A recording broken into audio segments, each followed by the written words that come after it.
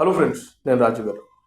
మీ అందరికీ గుర్తే ఉంటుంది, 2024 ఆంధ్రప్రదేశ్ ఎన్నికలకు సంబంధించి చాలా సర్వే సంస్థలు వాళ్ళ అభిప్రాయం చెప్పడం జరిగింది. కానీ కొన్ని సర్వే సంస్థలు తెలుగుదేశం పార్టీ కూటమి గెలుస్తుందని చెప్పినా, ఇంకొన్ని సర్వే సంస్థలు వైఎస్ఆర్సీపీకే ఎడ్జ్ ఉంటుందని కూడా చెప్పారు. ఫైనల్గా తెలుగుదేశం, జనసేన, బీజేపీ కూటమి గెలిచిందనే విషయం మీ అందరికీ తెలుసు. అందులో నిఖచ్చితంగా ఈసారి 164 స్థానాలు ఖచ్చితంగా గెలుచుకోబోతుంది అని ఒక సర్వే సంస్థ చాలా బలంగా బల్లగుద్ది మరీ చెప్పారు. ఇంకొంతమంది సర్వే సంస్థలు చెప్పారు 140 వరకు, 137 నుంచి వెళ్ళి 145 వరకు. ఎవరు కూడా 150 క్రాస్ చేయలేకపోయారు. కానీ కేకే సర్వేస్ మాత్రం 164 స్థానాలు ఈ కూటమి గెలుచుకోబోతుందని చెప్పారు. కానీ అనుకున్నట్లుగానే 164 కాకపోయినా 161 స్థానాలు గెలుచుకోవడం జరిగింది. అయితే ఇక్కడ విషయం ఏంటంటే, ఇప్పుడు ఈ కేకే సర్వేస్ కొత్తగా ఒక సర్వే సంస్థను స్టార్ట్ చేశారు. వాళ్ళది పారావీల్ అనే ఒక సంస్థను స్టార్ట్ చేసి దానికి సంబంధించినటువంటి మొన్న ఒక మీడియా సమావేశం కూడా ఏర్పాటు చేశారు. అప్పుడు కొన్ని విషయాలు ఆయన వెల్లడించడం జరిగింది. మొన్నటి వరకు ఈ కేకే సర్వే సంస్థ కొంతమందితో తమ ప్రయాణాన్ని స్టార్ట్ చేశారు. నేను అనుకోవడం ఏంటంటే, మహా అయితే ఒక 5-10 మంది కన్నా ఎక్కువ ఉండకపోవచ్చు. కానీ ఇప్పుడు అతనికి వచ్చిన క్రెడిబిలిటీ ఆధారంగా అతనికి ఫండింగ్ చేసే వ్యక్తులు వచ్చి ఉండొచ్చు. సో దాని ద్వారా ఇప్పుడు ఆయన కేకే సర్వేస్ ఈ పారావీల్ అనే సంస్థను స్టార్ట్ చేయడమే కాకుండా దానికి సంబంధించినటువంటి వెబ్సైటు, అలాగే దానికి సంబంధించినటువంటి ఒక యాప్ కూడా రాబోతుంది. దానికి సంబంధించిన పూర్తి వివరాలని కూడా రేపు జూన్ 12వ తారీఖున వెల్లడిస్తానని చెప్పాడు. అంతేకాకుండా ఈ సంవత్సర కాలంలో ఆంధ్రప్రదేశ్ గవర్నమెంట్ ఏర్పాటై సంవత్సరం అవుతుంది. ఈ సంవత్సర కాలంలో ఆంధ్రప్రదేశ్ ప్రభుత్వం పైన ఎలాంటి వ్యతిరేకత ఉందా, లేదంటే జనాల్లో సానుకూలత ఉందా అనేది జూన్ 12న చెప్తానని చెప్తున్నాడు. అయితే ఒక 19 మంది ఎమ్మెల్యేల పైన మాత్రం తీవ్రమైన వ్యతిరేకత కనబడుతుందని చిన్న క్లూ ఇచ్చాడు. అయితే ఇక్కడ అనూహ్యంగా దీంట్లోకి జూనియర్ ఎన్టీఆర్ని ఎంటర్ చేశారు. చాలా పక్క ప్లాన్డ్గా జూనియర్ ఎన్టీఆర్ని ఆయన ఎంటర్ చేశాడు. అయితే ఆయన ఏమంటున్నాడంటే, 7% ప్రజలు, ముఖ్యంగా కూటమిని అభిమానించే వ్యక్తులు జూనియర్ ఎన్టీఆర్ ముఖ్యమంత్రి అయితే చూడాలని ఉందని కోరుకుంటున్నారని చెప్పాడు.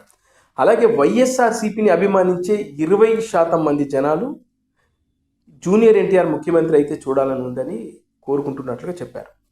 అసలు వాస్తవానికి ఆయన నిన్న చెప్పిన దాంట్లో ప్రతి గ్రామంలో, ప్రతి నియోజకవర్గంలో, ప్రతి మండల స్థాయిలో మేము దీనికి సంబంధించిన సర్వే చేసాం. ఈ 1 ఇయర్కి సంబంధించి ప్రతి విషయంలో దాదాపు 30 విషయాల్లో మేము ఈ సర్వే చేయడం జరిగింది. నిరుద్యోగం, రోడ్లు, మంచినీరు, ఇలా 30 ఉన్నాయి. ఈ 30 సమస్యలపైన మేము సర్వే చేశాము. అలా ఇప్పుడు 175 స్థానాల్లో మేము సర్వే చేయడం జరిగింది. దీనికి సంబంధించిన పూర్తి వివరాలు మేము జూన్ 12న చెప్తామని చెబుతూనే, జూనియర్ ఎన్టీఆర్ని ఇటు కూటమి వాళ్ళు 7% మంది ప్రజలు, కూటమికి మద్దతు తెలిపిన 7% మంది ప్రజలు జూనియర్ ఎన్టీఆర్ ముఖ్యమంత్రి కావాలని కోరుకుంటున్నాం. అలాగే వైఎస్ఆర్సీపీని అభిమానించే వాళ్ళు 20% మంది జూనియర్ ఎన్టీఆర్ ముఖ్యమంత్రి కావాలని కోరుకుంటున్నాం అని చెప్పారు. అయితే ముందు ఒకసారి కేకే సర్వేస్ సంబంధించి ఎన్ని నిజమయ్యాయి ఒకసారి చూద్దాం. కేకే సర్వేస్ ఈ ఆంధ్రప్రదేశ్ గవర్నమెంట్కి సంబంధించి చెప్పిన సర్వే ఎగ్జాక్ట్లీ నిజమైంది. ఆ తర్వాత చెప్పిన 2 సర్వేలు అటర్ ఫ్లాప్ అయిపోయాయి.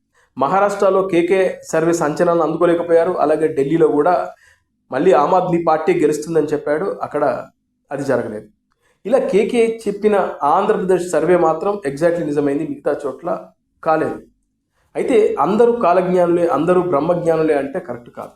ఇక్కడ అందరికీ తెలుసు, 2019 నుంచి 24 వరకు వైఎస్ఆర్సీపీ ప్రభుత్వం చేసిన అరాచకాలు ఇన్ని కావు. ముఖ్యంగా అభివృద్ధి లేదు, ఎంతసేపు బటన్ నొక్కుంటా కూర్చున్నాడు. ముఖ్యంగా ఈ వైఎస్ఆర్సీపీకి సంబంధించినటువంటి ఎమ్మెల్యేలు, మంత్రుల బిహేవియర్ కూడా పెద్ద ఎత్తున ప్రభావం చూపింది. అంతేకాకుండా పవన్ కళ్యాణ్ను టార్గెట్ చేసుకొని పదే ఆయన వ్యక్తిగత జీవితం గురించి మాట్లాడడం కూడా జనాల్లో విరక్తి పుట్టింది అనేది ప్రధాన అంశం. ముఖ్యంగా వైఎస్ఆర్సీపీ పార్టీ దారుణమైన ఓటమి చవి చూడబోతుందనే విషయాన్ని ప్రతి ఒక్కరు, గ్రామాల్లో ఉన్న ప్రజలు కూడా చెప్పడం జరిగింది. వాళ్ళకందరికీ తెలుసు, ఇక్కడ వేవ్స్ కనబడుతున్నాయి. సో దీంట్లో ఆయన చెప్పిన నెంబర్ కాస్త అటు ఇటు అయినా, 1-2 అటు ఇటు అయినా కూడా ఎగ్జాక్ట్లీ చెప్పడం జరిగింది. అలా ఈ కేకే సర్వీస్కి సంబంధించి ఆంధ్రప్రదేశ్కి తప్పితే మిగతా చోట్ల కేకే సర్వీస్ ఫ్లాప్ అయినట్టుగానే. అయితే ఇప్పుడు ఆయన ఏమంటున్నాడంటే, జూనియర్ ఎన్టీఆర్ని ఎంటర్ చేశారు. ఇదంతా ఒక ప్రీ ప్లాన్ అన్నమాట. మీ అందరికీ తెలుసు జూనియర్ ఎన్టీఆర్కి రాజకీయాల్లోకి రావాలని ఉంది. అది సమయం కోసం ఎదురు చూస్తూ ఉన్నాడు. ఆయన అనుచరులైనటువంటి కొడాలి నాని కానీ వల్లభనేని వంశీ కానీ వీళ్ళు ఎన్నోసార్లు చెప్పారు, జూనియర్ ఎన్టీఆర్ ఏదో రోజున రాజకీయాల్లోకి వస్తాడు, మేము తీసుకొస్తాం, ఆయన ముఖ్యమంత్రి అవుతాడు ఆంధ్రప్రదేశ్కి అని వీళ్ళు చెప్పడం. అంతేకాకుండా జాతకాల గురించి కూడా జూనియర్ ఎన్టీఆర్ సంబంధించిన వ్యక్తులు మాట్లాడుతూ ఉంటారు. పెద్ద ఎన్టీఆర్ జాతకమే ఈ చిన్న ఎన్టీఆర్దని, చిన్న ఎన్టీఆర్ రాజకీయాల్లోకి వచ్చి ముఖ్యమంత్రి అవుతాడనే చాలా సార్లు వీళ్ళకి సంబంధించిన వ్యక్తులే ఈ సోషల్ మీడియాలో కానీ మీడియాకి కానీ లీక్లు ఇవ్వడం చెప్పడం మనం చూసాం. ఈయన మహర్ జాతకుడు అని చెప్పడం జరిగింది. అయితే ఈ జాతకాల సంగతి పక్కన పెడితే ప్రస్తుతం ఆంధ్రప్రదేశ్కు సంబంధించి ఒక కొత్త నాయకుడు వచ్చి జూనియర్ ఎన్టీఆర్ లాంటి ఒక స్టార్ ఇమేజ్ ఉన్న నాయకుడు వచ్చి ఆంధ్రప్రదేశ్ రాజకీయాల్లోకి వచ్చి చక్రం తిప్పడం అంటే అంత ఈజీ కాదు ప్రస్తుత పరిస్థితుల్లో. ఇక్కడ కేకే సర్వీస్ వీళ్ళు పక్కా ప్లాన్తో, ఒక ప్రీ ప్లాన్తో ఆయన పేరును కావాలని తీసుకొచ్చారు. ఇక్కడ మీ అందరికీ చాలామందికి తెలుసు, నేను మళ్ళీ చెప్తున్నాను, ఏ సర్వే సంస్థకైనా ఒక ఇంటర్నల్ లింక్స్ ఉంటాయి. కొన్ని పార్టీలతో కంపల్సరీ లింక్స్ ఉంటాయి. వాళ్ళు మేము బయటకు చెప్తారు, మాకు ఏ పార్టీతో లింకు లేదు, మేము న్యూట్రల్గా ఉంటాము, మమ్మల్ని ఎవరు కూడా ఇన్ఫ్లుయెన్స్ చేయలేరని చెప్తారు. కానీ అది పచ్చి అబద్ధం. ఖచ్చితంగా వీళ్ళ వెనక నుంచి ఎవరో నడిపిస్తుంటారు. నేను అనుకోవడం జూనియర్ ఎన్టీఆర్ పేరును అక్కడ కావాలని తీసుకొచ్చారు, సంబంధం లేదు. ఈ కూటమి గవర్నమెంట్ వచ్చి 1 year అవుతున్న సందర్భంలో ఇక్కడ జూనియర్ ఎన్టీఆర్కి సంబంధించిన ఇక్కడ ఇష్యూ లేదు, టాపిక్ లేదు, ఆయనకి సంబంధించిన వైరల్ లేదు, ఆయన రాజకీయాల్లోకి రాబోతున్నాడు అనే విషయం కూడా ఎక్కడ కూడా లేదు. చడిచప్పుడుగా ఉంది. ఆయన సినిమాలు ఏదో ఆయన చేసుకుంటున్నాడు. కానీ ఈ జూనియర్ ఎన్టీఆర్కి సంబంధించి ఎవరో దీని పిఆర్ కానీ దీని వ్యవస్థలన్నీ చూసుకునే వాళ్ళు ఇంటర్నల్గా పావులు కదుపుతున్నారు. ఇలా డౌటే అక్కర్లేదు. చాప కింద నీరులా తీసుకొస్తున్నారు. అతన్ని 2028-29 ఎన్నికలకు వచ్చేటప్పటికి జూనియర్ ఎన్టీఆర్ని తీసుకొచ్చి పెడతారు. దాని డౌటే అక్కర్లేదు. అలా ఇప్పుడు ఈ కేకే సర్వీస్ అనే వాడికి ఒక క్రెడిబిలిటీ వచ్చింది మొన్నటి ఎన్నికల్లో. బయట అటర్ ఫ్లాప్ అయినా కూడా ఆంధ్రప్రదేశ్కు సంబంధించి ఒక క్రెడిబిలిటీ వచ్చింది. ఆ క్రెడిబిలిటీ ఉన్న వ్యక్తి ద్వారా జూనియర్ ఎన్టీఆర్ని కూటమికి సంబంధించిన వ్యక్తులు 7% మంది కోరుకుంటే, ఇలా వైఎస్ఆర్సీపీకి సంబంధించిన వ్యక్తులు 20% మంది కోరుకుంటున్నారనే ఒక నినాదాన్ని జనాల్లోకి తీసుకొస్తే ఖచ్చితంగా ఇది జనాల్లో ఒక ఇంపాక్ట్ క్రియేట్ అవుతుంది. జూనియర్ ఎన్టీఆర్ పైన ఇంతమంది ఎదురు చూస్తున్నారా అనే విధంగా జనాల్లోకి వెళ్తుంది అనే ఒక ఆలోచనతో ఈ క్రెడిబిలిటీ ఉన్న కేకే సర్వే ద్వారా వాళ్ళు ఈ విషయాన్ని తీసుకొచ్చిందన్న ఎలాంటి డౌట్ అక్కర్లేదు. అయితే జూనియర్ ఎన్టీఆర్ ఆంధ్రప్రదేశ్ రాజకీయాల్లోకి వచ్చి అంత తొందరగానే ఏదో వాళ్ళ తాత ముఖ్యమంత్రి అయ్యాడంటే అప్పుడు అది ఒక అనాడి కాలం. నేను సింపుల్గా చెప్పాలంటే ఒక అనాడి కాలం. అప్పుడు ఇంత సోషల్ మీడియా లేదు, ఇంత జనాలకు కూడా మెచ్యూరిటీ లెవెల్స్ లేవు, అప్పుడు ఇన్ని పేపర్లు లేవు. అప్పుడు ఈనాడు పేపర్ కావాలని అతన్ని ఒక దేవుడిలాగా రుద్ది జనాల మీదకి వదిలేశారు. అంతేగాని ఇప్పుడు ఒక ఎంత సూపర్ స్టార్ అయినా రాజకీయాల్లోకి వచ్చి ఆయన నిలబడి ముఖ్యమంత్రి 1 టైంలోనే ముఖ్యమంత్రి అవ్వాలంటే అది ఇంపాసిబుల్. రాసి పెట్టుకోండి, ఇంపాసిబుల్. మీరు అనుకుంటున్నారు కొంతమంది విజయ్ తమిళనాడులో ముఖ్యమంత్రి అవుతాడు అనుకుంటున్నారు, కానీ అది అంత ఈజీగా కాదు, అవ్వదు, జరగని పని. దాని గురించి ఒక సపరేట్ వీడియో చేస్తాం. మీకు దిమ్మ తిరిగిపోయే వాస్తవాలని తమిళనాడు రాజకీయాల గురించి మీకు చెప్తాను, త్వరలోనే చేస్తా. అయితే ఆంధ్రప్రదేశ్ విషయానికి వస్తే ఇక్కడ అంత ఈజీ కాదు. పవన్ కళ్యాణ్ లాంటి వ్యక్తి ఎన్నో రోజుల నుంచి చాలా నిజాయితీతో ప్రజలకు సేవ చేస్తూ కష్టాల్లో ఉన్న ప్రతి ఒక్కడికి కూడా అండగా ఉంటూ ఎవడు చేతు చాపినా లేదు అనకుండా డబ్బులు ఇచ్చే ఆ వ్యక్తి, ఎన్నో చార్టీలు చేసే ఆ వ్యక్తి రాజకీయాల్లోకి వచ్చి 2014లో పార్టీ పెట్టిన, అంతకుముందు అన్న చిరంజీవి గారు పార్టీ పెట్టిన, అంటే దాదాపు 2009 నుంచి ఆయన మొన్న 2024 ఎన్నికల వరకు ఆయన రాజకీయాల్లో ఉన్నాడు.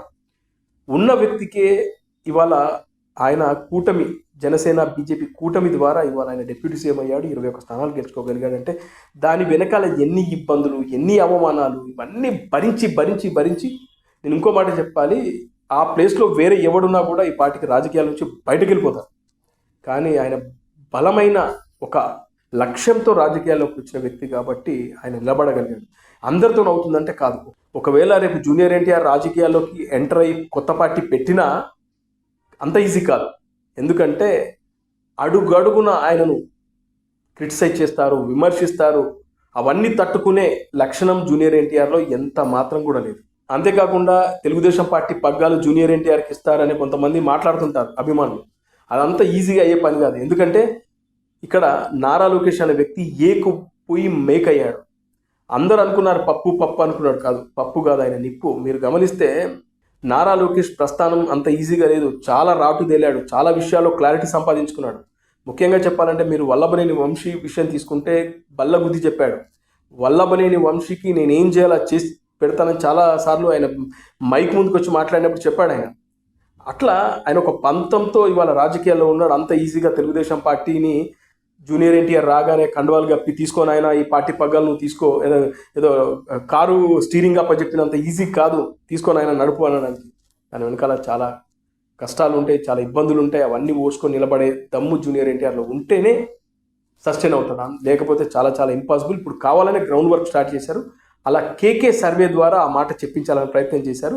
అందుకే అసంబద్ధంగా ఇక్కడ సందర్భం లేకున్నా కూడా జూనియర్ ఎన్టీఆర్ ప్రస్తావన తీసుకొచ్చారంటే దీని వెనకాల కొంతమంది నడిపిస్తున్నారు. అందుకే ఈ కేకే సర్వే దాంట్లో ఈ జూనియర్ ఎన్టీఆర్ ప్రస్తావన తీసుకురావడం జరిగింది.